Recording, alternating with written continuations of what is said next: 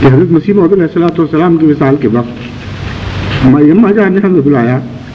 فرمایا بچوں گھر خالی دیکھ کر یہ نہ سمجھنا کہ تمہارے ابا تمہارے لیے کچھ چھوڑ گئے، کچھ نہیں چھوڑ گئے۔ گھر خالی دیکھ کر یہ نہ سمجھنا کہ تمہارے ابا تمہارے لیے کچھ نہیں چھوڑ گئے، انہوں نے آسمان پر تمہارے لیے دعاؤں کا بڑا بھاری خزانہ چھوڑا ہے جو تمہیں وقت پر ملتا رہے۔ یہ اس زمانے کے لوگ، یہ خود جو عیاشیوں میں مبتلا ہیں، جو پیسے کی خاطر ایمان بیچتے ہیں، جو روٹی کی خاطر جھوٹ اور افتراء سے باز نہیں آتے، جو دولتیں سمیٹ رہے ہیں جھوٹ کے بدلے خدا کی آیات بیچ کر، یہ الزام لگا رہے ہیں حضرت مسیح موعود علیہ السلام پر کہ آخری زمانہ عیش و عشرت میں صرف کیا اور گویا نعوذ باللہ ریل پیل ہو گئی دولت کی، دعویٰ کر کے کہ میں مجدد ہوں۔ اگر مجددیت کے دعوے کے نتیجے میں یہ سلوک ہوتا تو ہر جھوٹا، ہر بدکاردار مجدد بن جایا کرتا، تو تم لوگ مخالفوں میں شمار نہ ہوتے، تم صف اول کے مجددین ہوتے۔ انبیاء سے، خدا کی طرف سے آنے والوں کے ساتھ تو بالکل اور سلوک ہوا کرتا ہے۔ اس قدر ظلم ہوتے ہیں، ان کی جائیدادیں غصب کر لی جاتی ہیں، ان کے مال چھین لیے جاتے ہیں، ان کے ماننے والوں کے مال لوٹ لیے جاتے ہیں، ان کی دکانیں تباہ کر دی جاتی ہیں، ان کے کاروبار برباد کر دیے جاتے ہیں، ساری عمر کی کمائیوں کو ان کی آنکھوں کے سامنے جلا دیا جاتا ہے۔ یہ ہوا کرتا ہے دعووں کے بعد جب سچے دعوے کرتے ہیں، جھوٹوں کے یہ معاملات نہیں ہوا کرتے۔ یہ تو آج تک ہم یہی دیکھتے چلے آ رہے ہیں، تم کس کو سمجھاؤ گے کہ اس سے الٹ واقعہ ہوا تھا؟ جب سے آدم پیدا ہوئے اور حضرت مسیح موعود علیہ السلام کے وقت تک ایک ہی نظارہ دنیا نے دیکھا ہے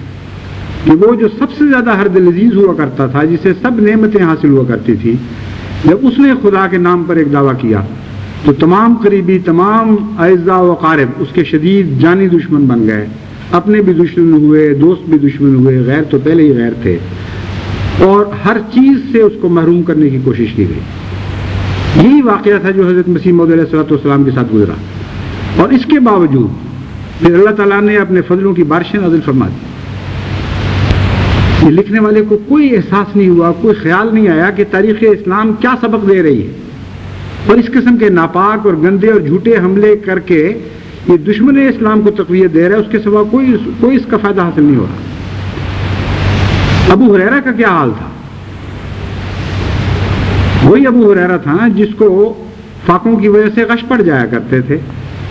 اور لوگ یہ سمجھتے تھے کہ مرگی کا دورہ ہے،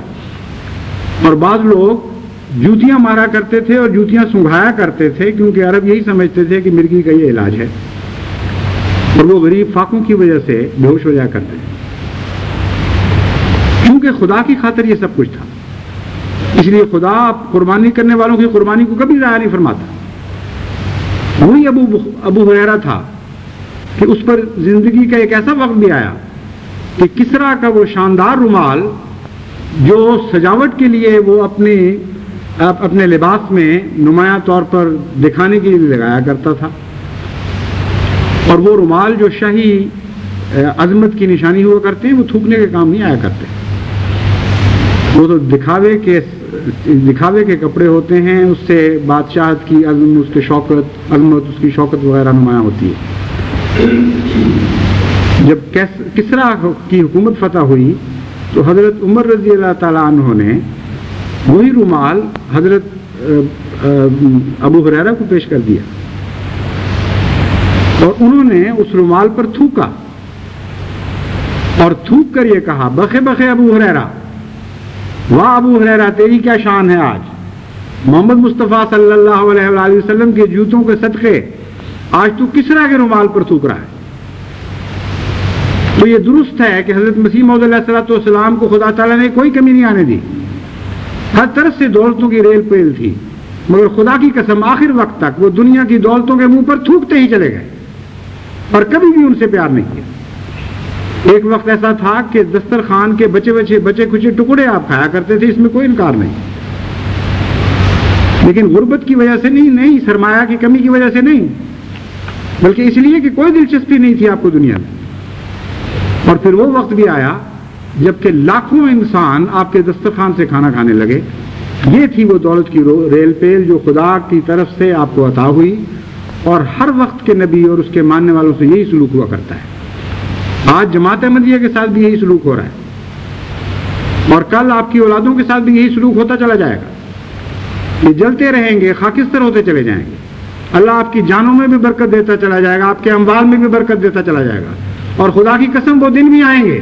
کہ آپ کیسر و کسرا کے طرح کے شہنشاہوں کے رومالوں میں تھوکیں گے اور کہیں گے بخے بخے ابو ہریرہ، اے مسیح موعود کے غلاموں، کیا شان ہے تمہاری کہ آج خدا نے تمہیں وہ جلوے اور مقام عطا فرما دیا کہ بادشاہوں کے کپڑوں پر تھوکتے ہو۔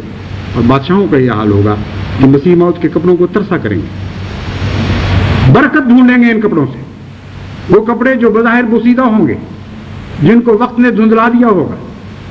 جن کو احتیاط سے ہاتھ لگایا جائے گا کہ کہیں اس ہاتھ لگانے کی وجہ سے پھٹ نہ جائیں۔ خدا کی قسم وہ وقت ضرور آئے گا کہ بادشاہ مسیح موعود علیہ الصلوۃ والسلام کے کپڑوں سے برکت ڈھونڈیں گے اور رحمتیں بھیجیں گے اور سلام بھیجیں گے اس وجود پر، اور لعنت بھیجیں گے ان لوگوں پر جنہوں نے جھوٹ اور افتراء سے ہر قسم کے گندے الزام لگائے اور خدا کا کوئی خوف نہیں کیا۔